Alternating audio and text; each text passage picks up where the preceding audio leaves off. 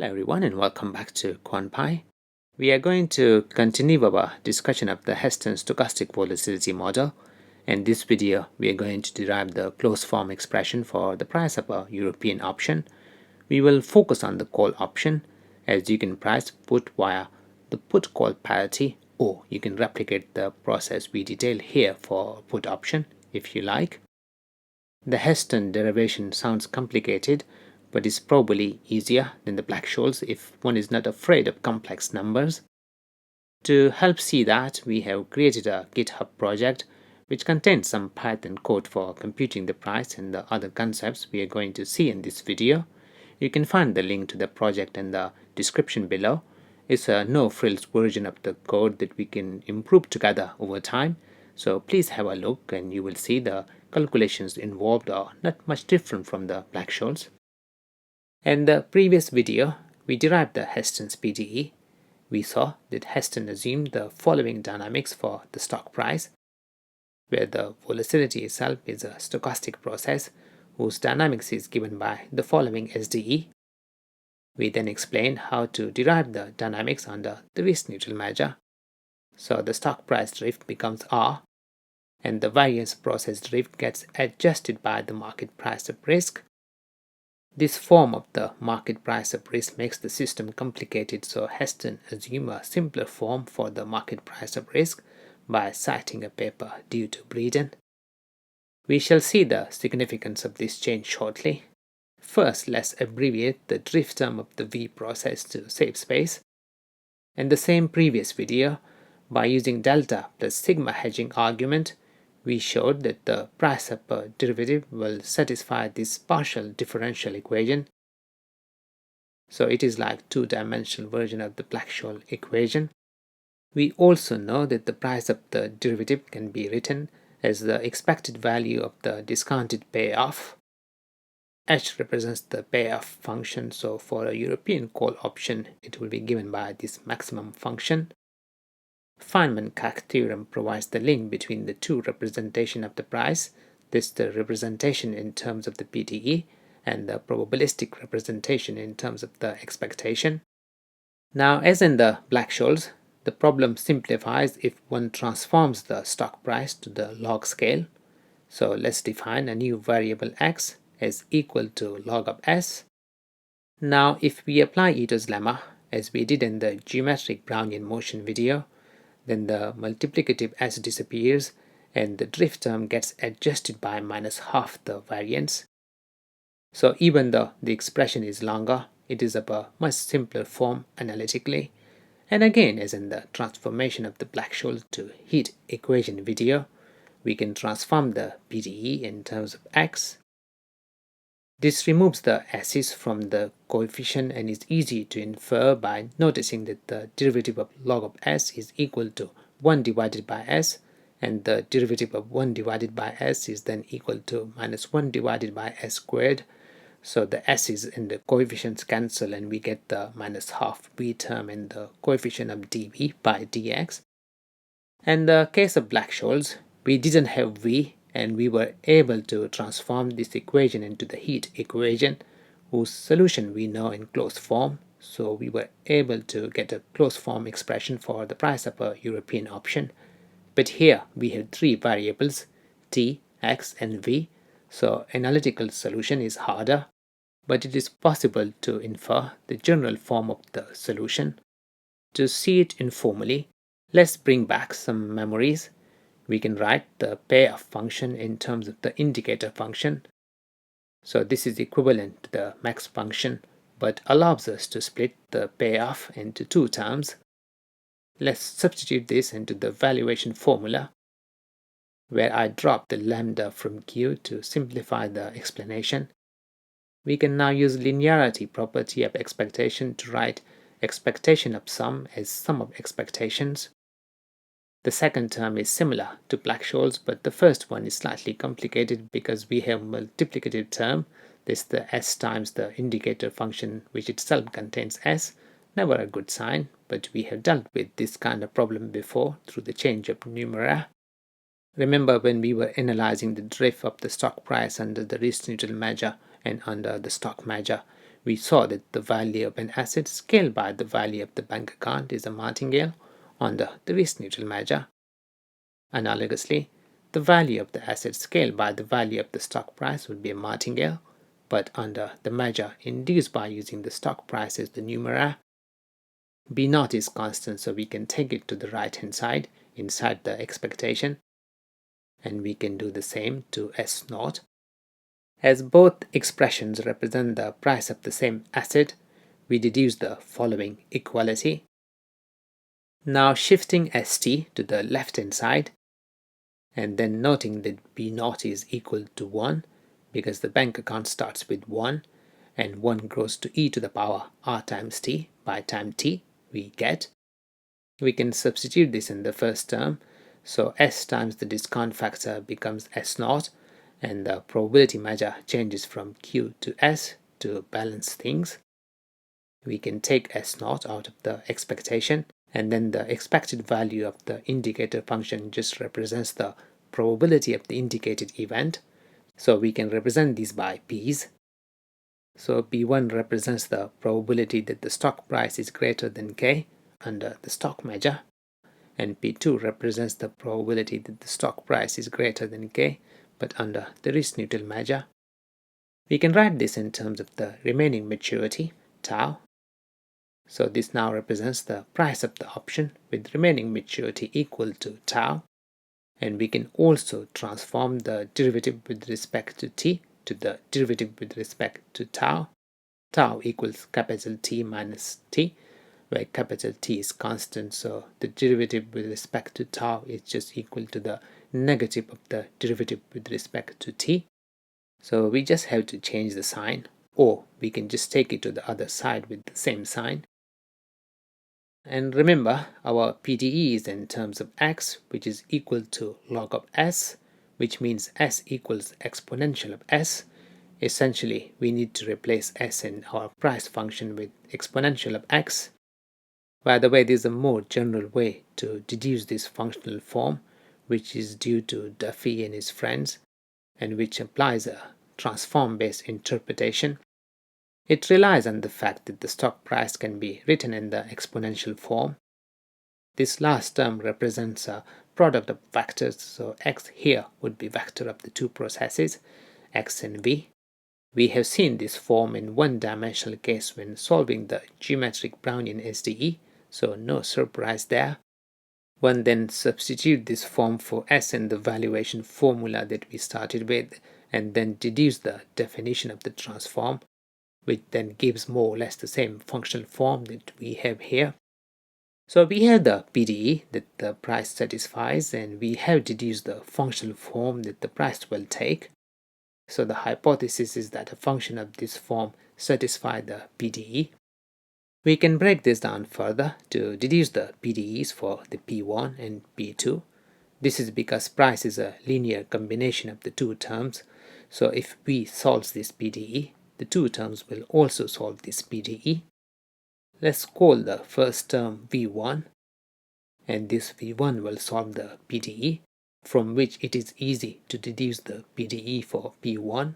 We will just need to calculate the derivatives, then substitute these into the PDE, and then simplify.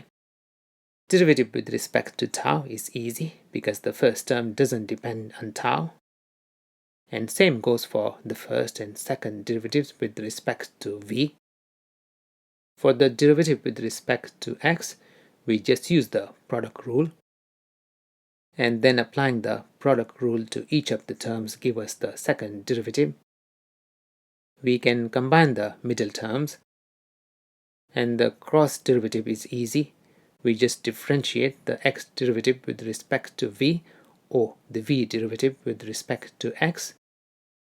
We can make the substitutions into the PDE, treating v as v1 because both satisfy this equation. Notice exponential of x appears in all terms, so it cancels. So we just replace the derivatives without the exponential. Now we cancel and combine terms, and we get the PDE that P1 must satisfy. Essentially, we combine the terms containing dP1 by dV, and the coefficient of the terms containing dp1 by dx.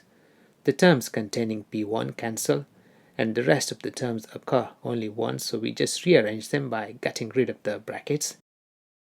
Now the second term, which we denote by v2, must also satisfy the PDE. So we repeat the process. The derivative with respect to tau now requires the product rule. But the rest of the derivatives are straightforward, as the exponential term doesn't depend on x and v. Again, the exponential term appears in all derivatives, so it will cancel, meaning we can leave it out when substituting the derivatives into the PDE. So we have the PDEs for P1 and P2. We can simplify the second by cancelling the P2 terms on both sides.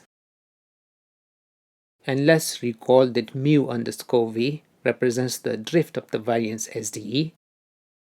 We can get rid of the brackets and then abbreviate kappa times theta as A and combine the last two terms. So the PDEs are very similar. The only differences are in the coefficients of the first derivative with respect to x and v. By the way, we have seen similar drifts before, so this equation shouldn't come as a big surprise. Remember, we saw in the simple GBM when we were discussing the drifts under the risk neutral and under the stock measures. Essentially, we concluded that the drift will be R under the risk neutral measure, which in the log form becomes. In the case of Heston, the stock price diffusion term is equal to square root of V.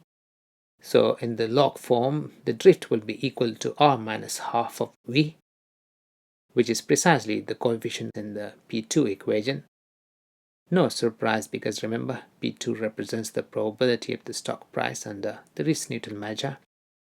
Similarly, we saw that the stock price dynamics will have drift equal to R plus sigma squared under the stock measure.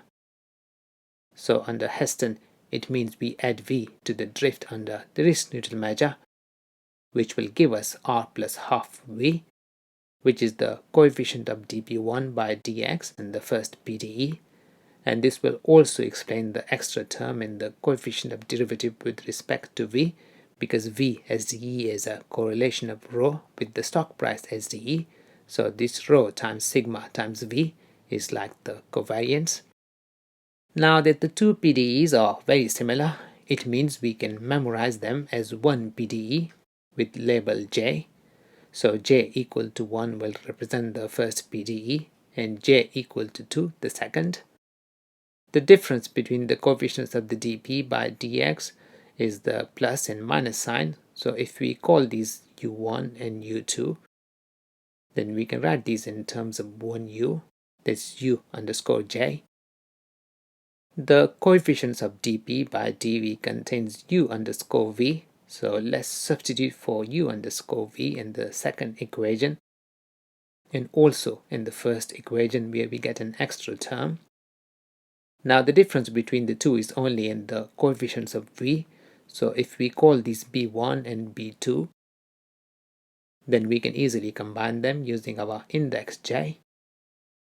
So we have one generic PDE where the uj and bj account for the differences between the two PDEs. Now we can numerically solve this PDE subject to the terminal condition, which is now the initial condition because we reverse time, by writing the equation in terms of tau as opposed to t. To deduce the initial condition, let's recall that P1 and P2 represent the probabilities of stock price being greater than k at maturity under the respective measure.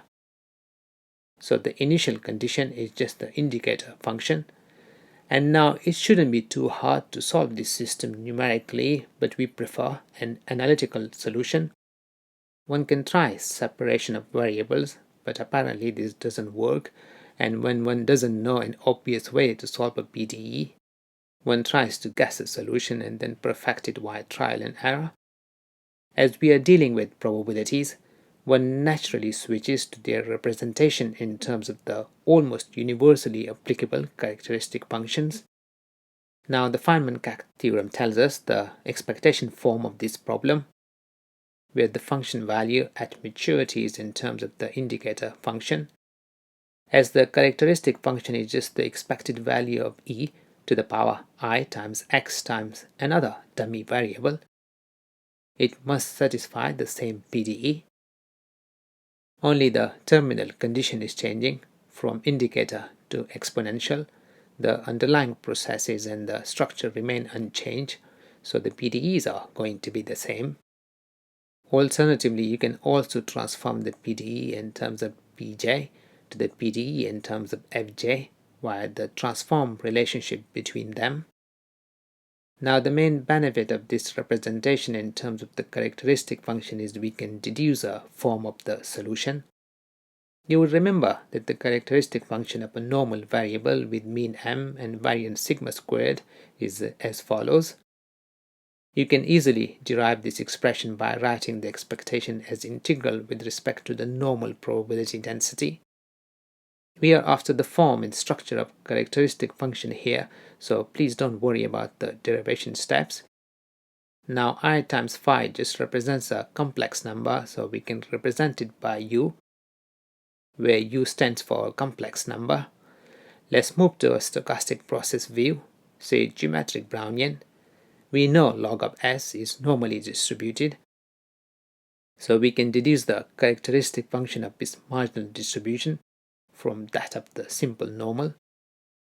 Notice x represents log of s naught, tau represents the time to maturity, and t is the maturity.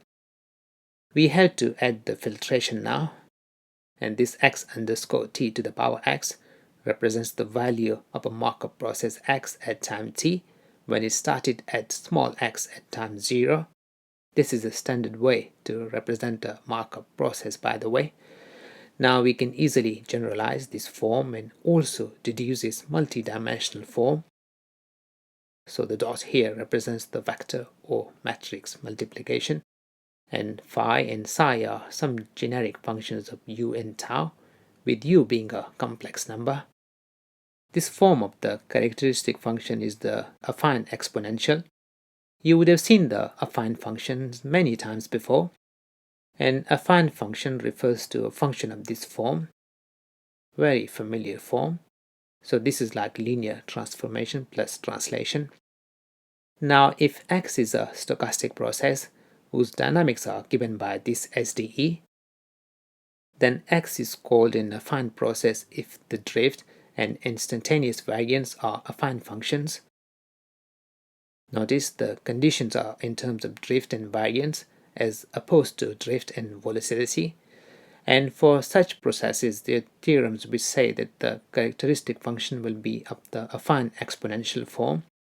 So you can see the linear market price of risk and the square root in the diffusion in the Heston definition makes it perfectly affine process. Here we have written one-dimensional version of the process x, but this holds for multi-dimensional process. You just have to write the SDE and the affine conditions on the drift and variance in terms of vector and matrices.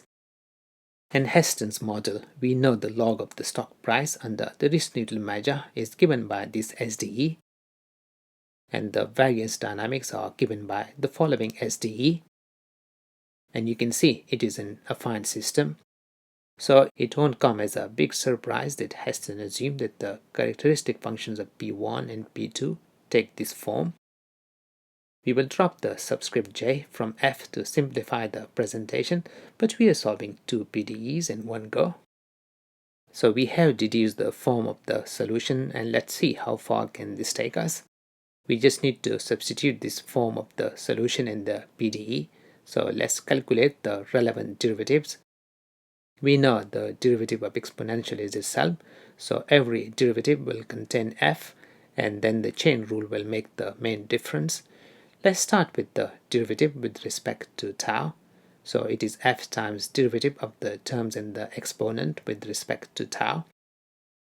Derivative with respect to x is even easier, so it is f times the coefficient of x in the exponent, because the other terms don't depend on x.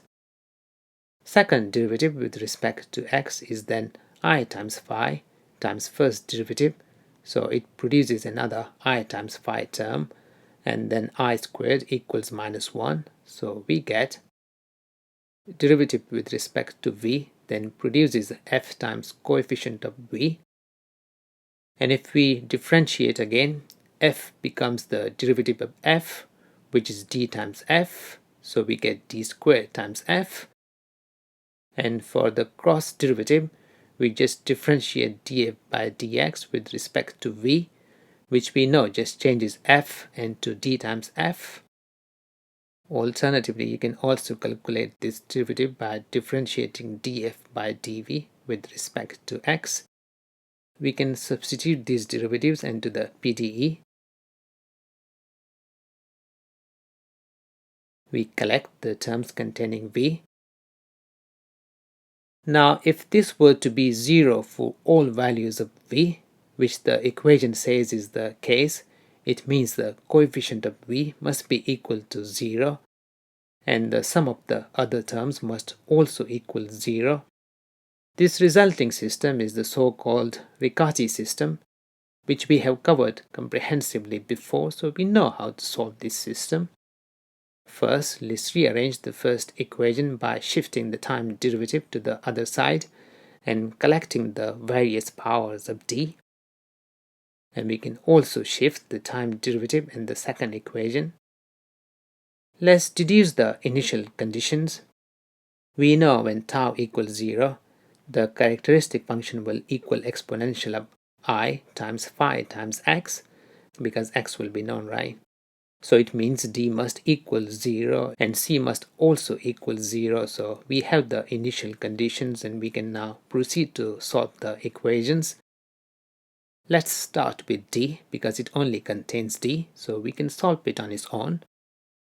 Remember the Riccati equation. So this differential equation is just the Riccati equation, which is easy to see if we abbreviate the coefficients. We solved this equation subject to the initial condition in the Riccati video. Abbreviating the square root term, we saw the solution can be written as follows. This is the solution through the transformation to the second order linear equation and then solving the second order linear equation via the characteristic equations, subject to the initial condition y naught equal 0. We represented this square root term by capital M, but Heston represented it by D, so we follow Heston's notation. By the way, we should have plus minus in front of the square root, so there are two alternative solutions. We will only use the positive to make the presentation easier, but apparently the solution with minus is more stable for longer maturities. This is called Heston trap in the literature, so you're going to see quite a few papers on this subject. We can factor out d minus b and rearrange the terms to make it look simpler. Now let's substitute our expression for a, b and c in the square root term. And we can combine the 2's in the second term. We also replace d by dj because d varies by j, though it is the same functional form, so if you don't use j, it's not the end of the world. And we can also substitute for b and c in the solution. And we can rearrange the fraction in the denominator of the second term to the form that Heston likes. He labeled it g, and we do the same. So we have the solution of d. There's one down, one more to go. Now let's move to c. Solving for c is very easy, just a bit tedious, though one has to go through the steps once, and that's what we do now. Deep breath. We write it in differential form and integrate. So the integral and the differential on the left hand side cancel each other, and I, r and phi on the right hand side are constant, so easy peasy. Next we substitute for d and take the constants out of the integral. We need to simplify the integral, so we just set the exponential term equal to y. The differential of y is easy to calculate, just the chain rule. We substitute y for the exponential. and then isolate dt on one side so that we can substitute into the integral. We also need to transform the lower and upper limits. So when t equals 0, y equals the exponential of 0, which is 1, and when t equals tau, y is just the exponential with tau replacing t. Now we can make the substitutions, and d is constant, so we can take it out. And we can now replace the integral in c by this transformed form of the integral. So the integrand looks much simpler now and can be evaluated by the partial fraction method. Don't worry about the terminology. Essentially, if you look at the integrand, you know it could have resulted from adding together two fractions. The denominators of the two fractions are easy to deduce, but the numerators are not so obvious, but we can represent them by some unknowns, d and e. Now we need to determine the d and e. Let's multiply it through by the terms in the denominator to remove the fractions. We collect powers of y on the right hand side and then equate the constant terms and the coefficients of y. So we already have e equal to 1, and we substitute 1 for e and the second equation to get d in terms of the known variables. And we have our decomposition. Now we can use this to simplify the integral, so let's integrate. The second integral is easy as it is just derivative of log of y, but the first one needs slight manipulation so as to get the derivative of the function divided by the function in the integrand. We achieved that by just multiplication and division by constants. And now the integrands are just the differential of the logs of some functions, as you can easily verify by evaluating the derivatives. The integrals and differentials cancel, and we can evaluate the expressions at upper and lower limits, where in the first term we just use the fact that the difference of logs of functions is equal to the log of the ratio of the functions. These are the functions 1 minus gy and 1 minus g, and we have evaluated our integral, which we can substitute into the main expression of interest. So we have the solution, but we can simplify the g's. Remember, g represents this ratio. Let's rewrite the 1 minus g divided by g. Now substitute for 1 divided by g and combine the fractions. Terms in the numerator cancel and the expression simplifies. We can substitute back into the main expression, and we can simplify the terms in the brackets, and we have the solution in the Heston's form. So we have determined the characteristic functions, and these are the characteristic functions of the two probabilities that appear in the European option price formulae. We are primarily interested in these probabilities, so we will need to transform the characteristic functions into probabilities, for which we have the Levy inversion formula. Here is one such form of the formula. It picks the real part of the complex number. Let the presence of complex numbers in I not scare you. It will just have a real part and imaginary part, and this is the only complexity. It's not hard to derive this formula, and you can find the derivation in any standard probability book, so we skipped the proof, but let us know if you would like to see the details. So to calculate the price, we first calculate the characteristic functions. We can then determine the probabilities via numerical integration, and once we have the probabilities, we have the price.